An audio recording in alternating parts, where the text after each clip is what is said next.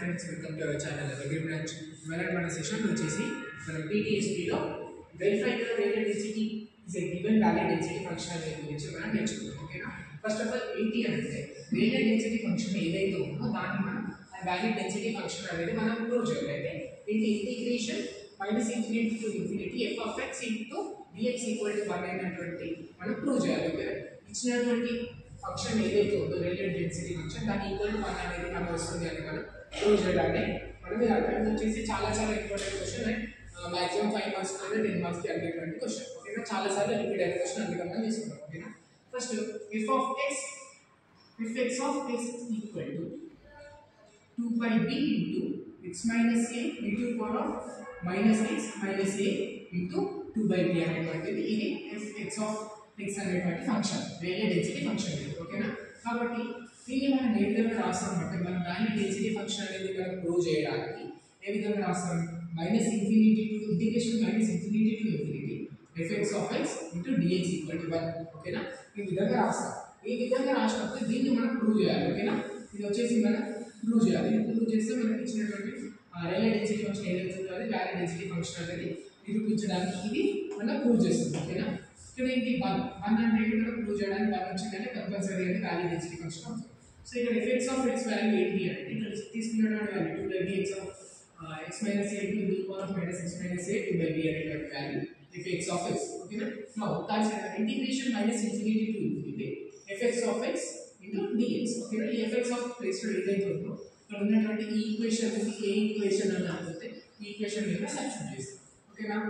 దీన్ని ఇక్కడ same as is integration -∞ to same fx of this y is substituted 2 by b into x minus a into x minus a sorry that into the power of minus x minus a into 2 by b into dx అనేటువంటి value substitute చేస్తాం. ఓకేనా? dx అనేది ఇక్కడ dt తీసుకుంటే last మనం dt రూపంలో consider చేస్తాం. ఓకేనా? ఇది ఇలా సబ్స్టిట్యూషన్ తర్వాత dx అనేది తీసుకున్నామంటే ఇక్కడ మనం dx అనేది ఉంది కాబట్టి dx అని తీసుకుంటాం. ఇక్కడ మనం dt అనేది కన్సిడర్ చేస్తాం అంటే ఇక్కడ చూద్దాం ఇక్కడ వస్తుంది. ఓకేనా?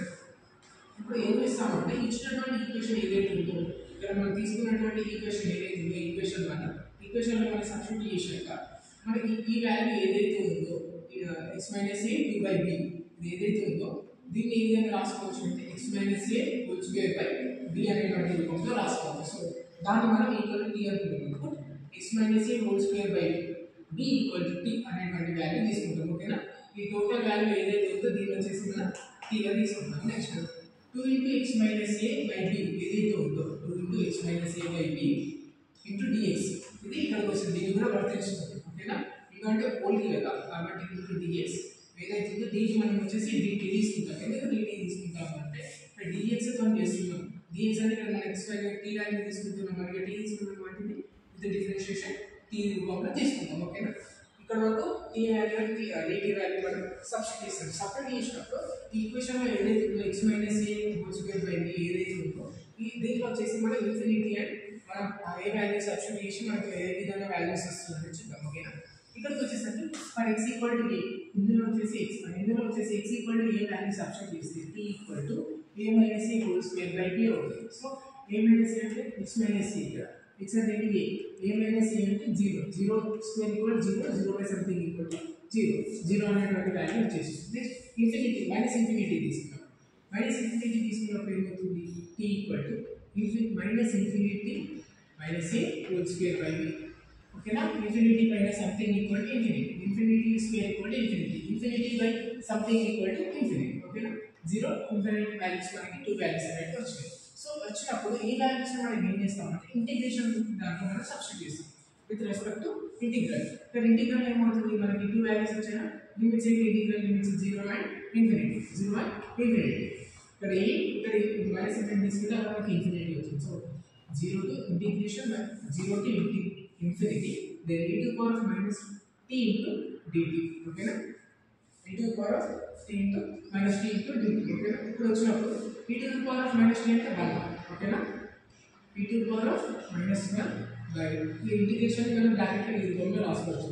0 infinity e to the power of minus 1 integration 0 to infinity. Then దీన్ని ఏ విధంగా రాసుకోవచ్చు అంటే మనం మైనస్ కామన్ తీసుకుంటే integration minus infinity minus e to power of 0 ఇది ఏ విధంగా రాస్తామంటే upper limit minus lower limit upper limit ఏంటి infinity e to power of minus infinity minus e to power of 0 అంటే 0 అంటే ఇది లోవర్ లిమిట్ సో ఇప్పుడు మనం మైనస్ అవుట్ సైడ్ అలా వస్తాం e to power of minus infinity ఏమవుతుంది infinity value 0 అవుతుంది so e to power of minus infinity equal to 0 minus ఉంది కాబట్టి minus e to power of 0 equal to 1 అది exponential వస్తుంది ఎక్స్పోనెన్షియల్ ఫార్ములాస్ లో e to power of 0 equal to 1 then 0 minus 1 equal to minus 1 minus బయట ఉంది బయట okay minus into minus plus 1 ఉంది కాబట్టి 1 అనేటువంటి వాల్యూ మనకు వచ్చేసింది సో ఇప్పుడు ఇక్కడ ఏం ప్రూవ్ చేసాం integration minus infinity to infinity fx of x into dx equal to 1 అనేటువంటి వాల్యూ మనం ఇక్కడ ప్రూవ్ చేయడం జరిగింది సో ప్రూవ్ చేసాం కాబట్టి ఏమవుతుంది hence that radial density function of a given random variable x is a valid function అనేది మనం ప్రూవ్ చేయడం జరిగింది so it is very very important and very very easy ఓకేనా I think you have understood well.